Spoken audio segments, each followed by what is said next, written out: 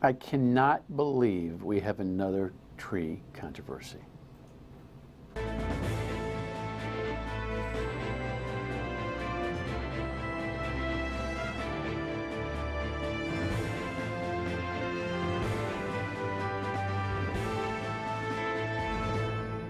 The Dan York State of Mind program is brought to you in part by Lookout Rhode Island and Taco Comfort Solutions. You know, it's really not that hard. It's just really not that hard. There's this season called Advent, and there's this wonderful celebration at the end of it called Christmas. It's the birth of Christ that we memorialize and commemorate. And there's a secular custom that goes along with it. It's called Santa Claus, who's very real, by the way, and this thing called a Christmas tree. And we all kind of really enjoy the Christmas tree. And most of us try to shop for fresh Christmas trees, except in the York household where we have allergies. And so we've succumbed to folding that sucker out every season. I hate it. I hate doing it. But here's the point. Rhode Island has all these unique customs, and one of the customs is going to be that every year we have to have a controversy at the State House over the Christmas tree. And Link Chafee started it by calling it a holiday tree. And now Gina Raimondo, who has, look closely at her because she has 10 ears, and her staff is just so bad at untinning those ears because their ears are even larger in tin. Just decided to dip into the National Governors Association fund and buy an artificial tree in multiple boxes, I guess, for $6,500, thinking she had solved what was the, I don't know, needles falling down crisis in the State House. This is the dumbest thing I've ever seen. Why pick this fight? I have no idea. I thought maybe she'd get away with it until the tree farmers jumped up and said, heck no, and we've got a couple of them here to articulate their point of view, and so we're in the controversy. Welcome in, great to have you aboard the Dan York Show. Which one is this? Oh no, this is State of Mind. The Dan York Show is on the radio. I don't know. The snow has me kind of out of whack. I'm not ready for this. And by the way, nice job, weather guys. 1 to 3. I shoveled 10 inches out of my driveway this morning. Not for nothing. First, though, on some of the issues of the day, the president is at the NATO conference, and once again, nobody's explained to him either that there's a custom in America that has always been adhered to, and that is that when the president is overseas, he doesn't get into domestic squabbles, right? I did nothing wrong. I heard about it. Now they want to go to censure because they have no case for impeachment. So they want to go to censure. I don't want them to go to censure. I did nothing wrong. I don't mind being censured if you do something wrong. I did nothing wrong. I had a great conversation, very respectful conversation with the president, a good person, by the way, with the president of Ukraine. It was flawless. People have analyzed it from 15 different ways. He came out again and reaffirmed again that we had a very, very respectful, good conversation, that President Trump did nothing wrong. He doesn't even really understand what's going on over here. Anyway, the heck with that custom. The president will fight wherever he has to fight, and there's no compromise here. We've gone back to the perfection of the call. I will tell you that the constitutional advice that the House Judiciary Committee is going to get is going to be substantial. I don't know whether or not America is going to pay attention to it, though, because as we get into this holiday season, I think most of us just want to focus on the important stuff, like fighting over what kind of tree to have in the State House. In the meantime, we've got a very, very, very, very, very big development project in Pawtucket. I talked to you about it last night, having attended both the media briefing and the big public event at the center in Pawtucket. It was profound. This is very interesting. Here is the picture in still form. And what's interesting about this is that the stadium is that site where the soccer stadium is called the Tidewater site. It's owned by National Grid, and by the way, they haven't contracted yet for it. So that's still a dangling participle in the deal. Due diligence is going to be done Go back to the picture there, Eric, if you will. On the right side of the water is where the residential slash commerce slash cool spot slash riverwalk-like thing is going to be, which extends from a landing that already exists on the bottom of the page. If you walked down to the bottom of that page, you would find that there's a landing there already. So there's a little bit of orientation in Pawtucket to hanging out on the Seekonk River. Past the highway, as you see the highway coming across on the top, is the Apex site. And what they're building there is a hotel and a sports center, an indoor sports center. Okay, so think about this. Think about the stadium being A, the thing on the right being B, and over the highway, that's Apex, that's C. Okay, come on back to me. Here's what the interesting thing is. The Fortuitous Group, which is the developer here, originally applied for access to this economic opportunity by talking about redeveloping McCoy into sports fields. But at the end, that wasn't part of their project. There was some discussion going on at the big event yesterday behind the scenes by people who are, semi-connected to this, that the big play, the needle thread here, is to get Hasbro, which has been shopping outside of Pawtucket, maybe in Rhode Island, and perhaps anywhere else, to think about relocating in that Apex site. That would take this developer out of the C area and refocus him on McCoy.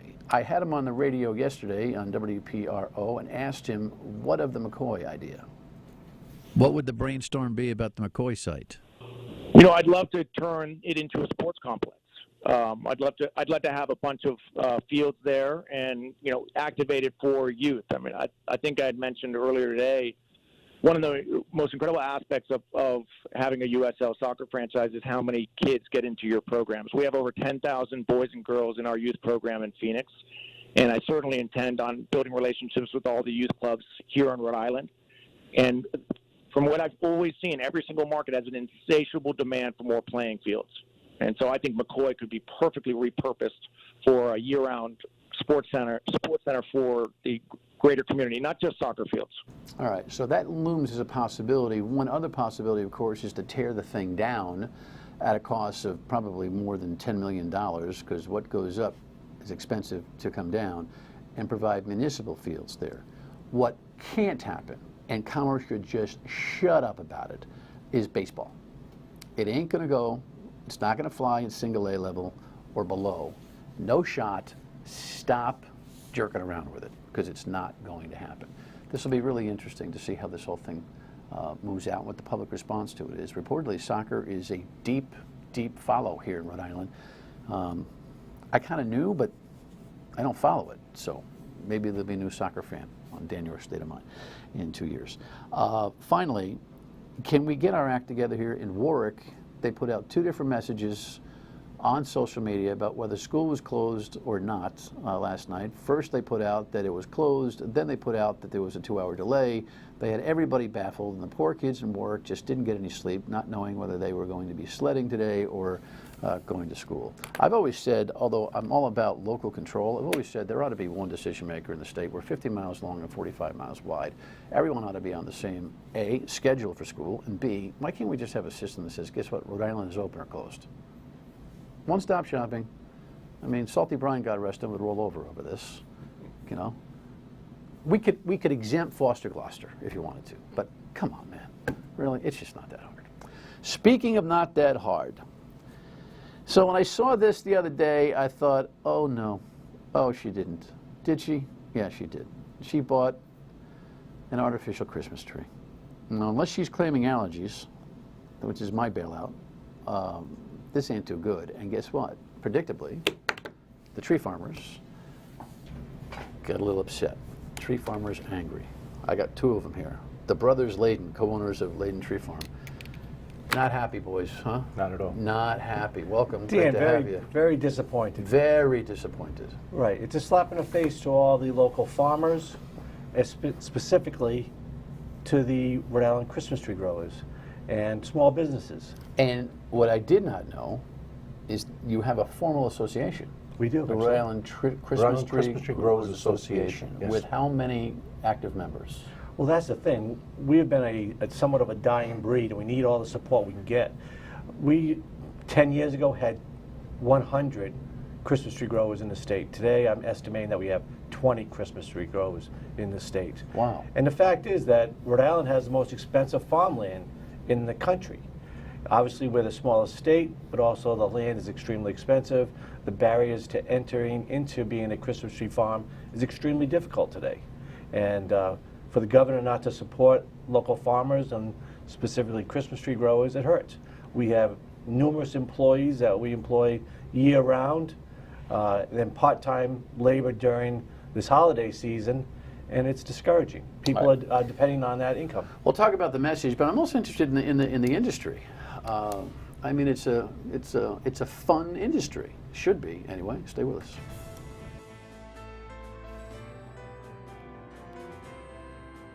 We've had a lot of trouble in recent years keeping a live tree in good condition for a whole month in a very old, overly heated building. So we just thought that this was a safer, more practical thing to do.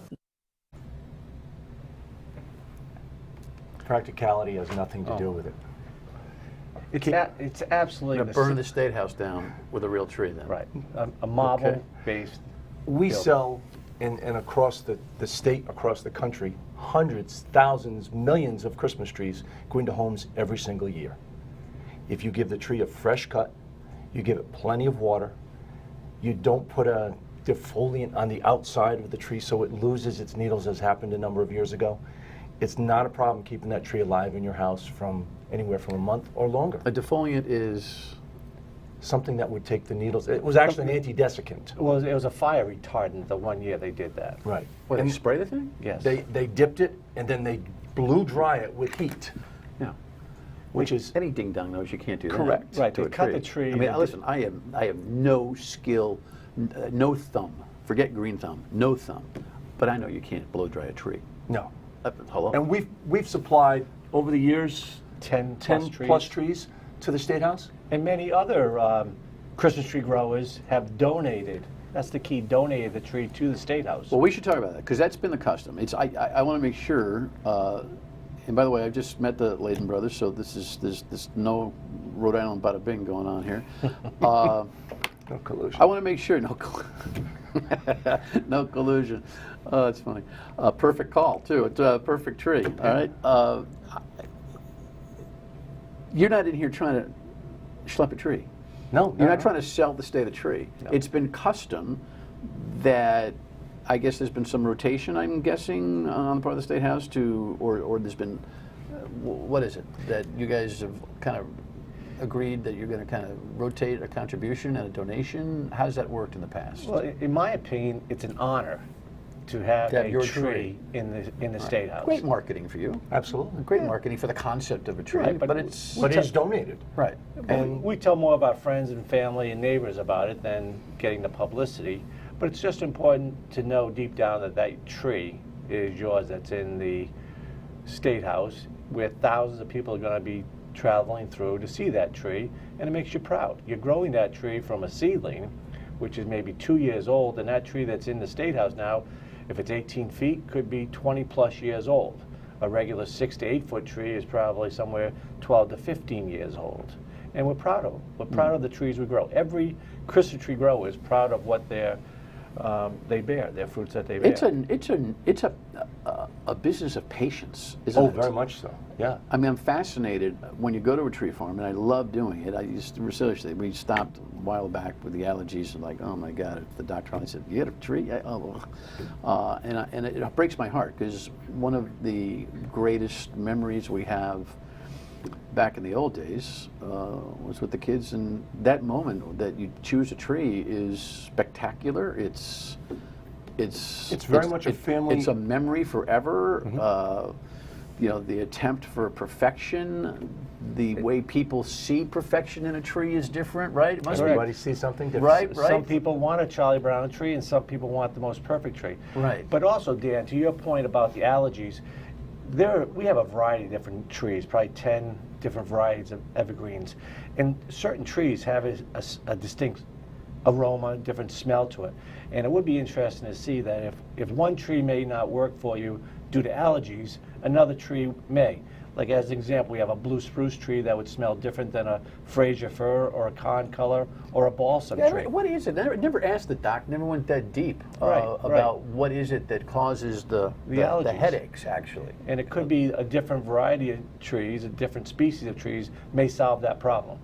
Well, you know what then? We might give it a shot Well, this you year. know, the kid left, finished the semester and said, Dad, I need the tree up when I'm coming back so I can decorate it, and so maybe we'll revisit that situation. We'll call the doc and say, hey, listen, you know what, we'll do that. But anyway, this isn't about me, but that, I'm glad we had the conversation because I'm not unique. Mm-hmm. A lot No, of you're people, not. A No, lot you're- of people have that problem Right. out there, and so I wonder if you do call the doc and say, hey, listen, what kind of tree might they know? Right. We have a different tree now. It's called a concolor fir, and it smells more like a citrusy smell to it.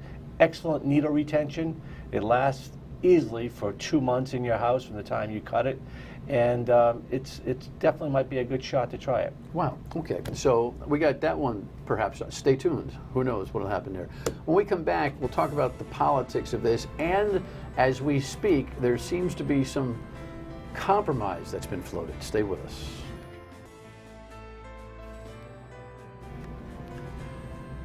So our beautiful ornate State House right now has a scheduled tree lighting tomorrow night, and it's going to be an artificial tree, unless we've had last minute, changes in these tree controversies by reference, and I don't know. But WPRO Radio was reporting, my other employer, that the executive director of the Rhode Island, I'm reading this, the executive director of the Rhode Island Farm Bureau says they'll be open to displaying a tree bred in the state outside the State House in exchange for keeping a fake tree inside.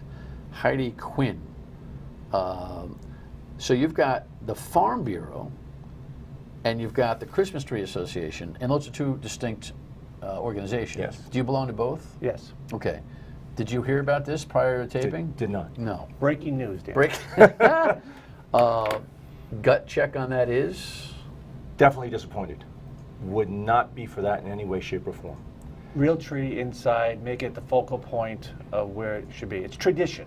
It's been tradition. Yeah, people don't buy Christmas trees to put them outside. Correct. They buy Christmas trees to put them inside. The kids that are coming to sing carols, whether they're in kindergarten or all the way through high school and college, stand in front of that tree at the State House. That needs to be a real Christmas tree. You guys take this stuff very seriously. It's your business. And, while we can say, there's bigger fish to fry, you don't feel that way, and I understand that. In fact, you were telling me during the break that perhaps Rhode Island ought to be taking the New York approach, because the Absolutely. Rockefeller Center tree is not something that's chosen on a whim. There's a consortium of sorts, correct? There should be a consortium or a committee.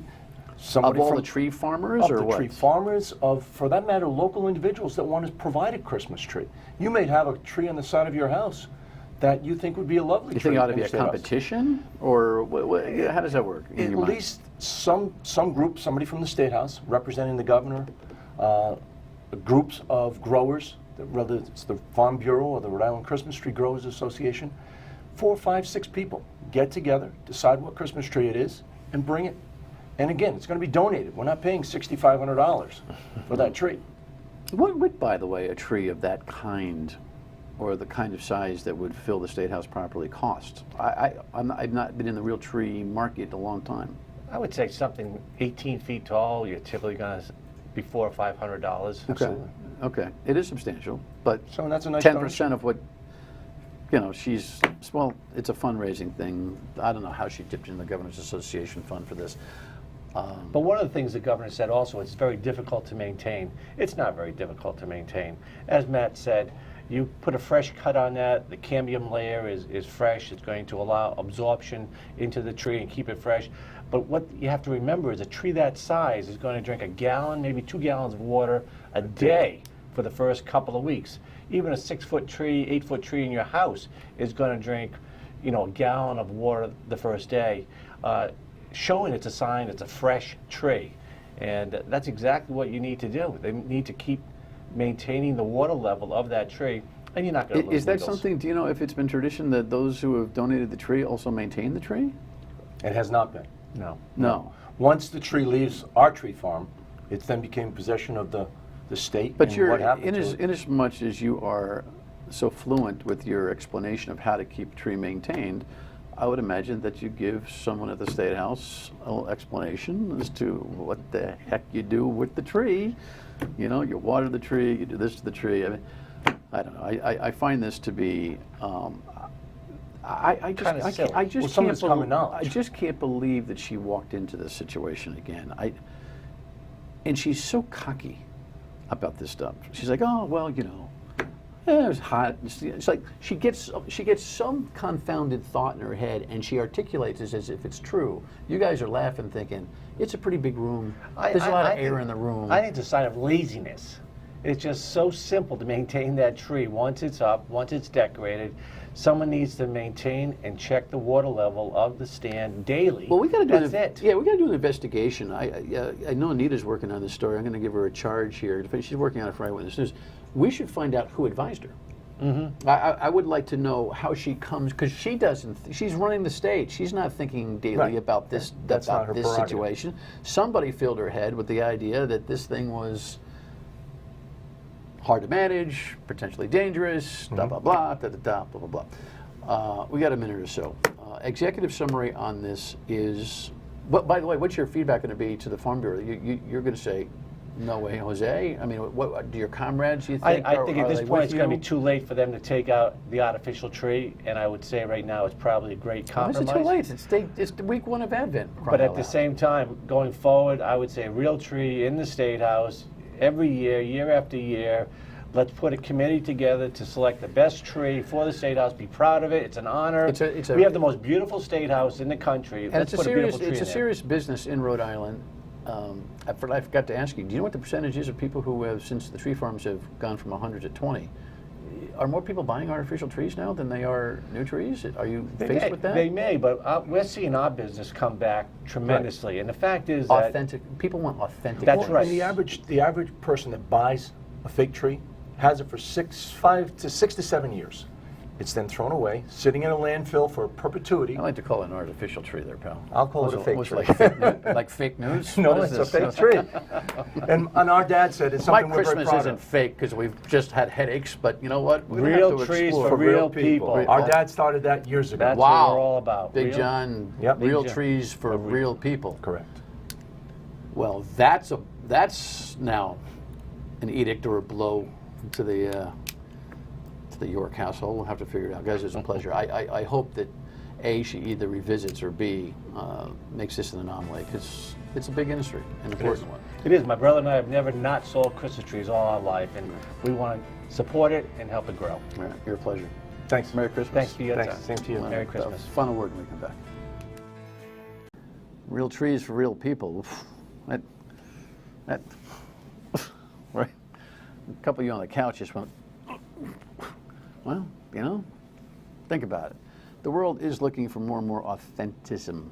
Authentism? Yes. Authentic trees might be an answer that way. Tomorrow night, Mark Janess from Naval War College will be here to give us some foreign policy thoughts. He's been on sabbatical, and we'll have plenty to say. We'll see you on the radio at 3 until 6 on WPRO as well. Good night. Early Merry Christmas.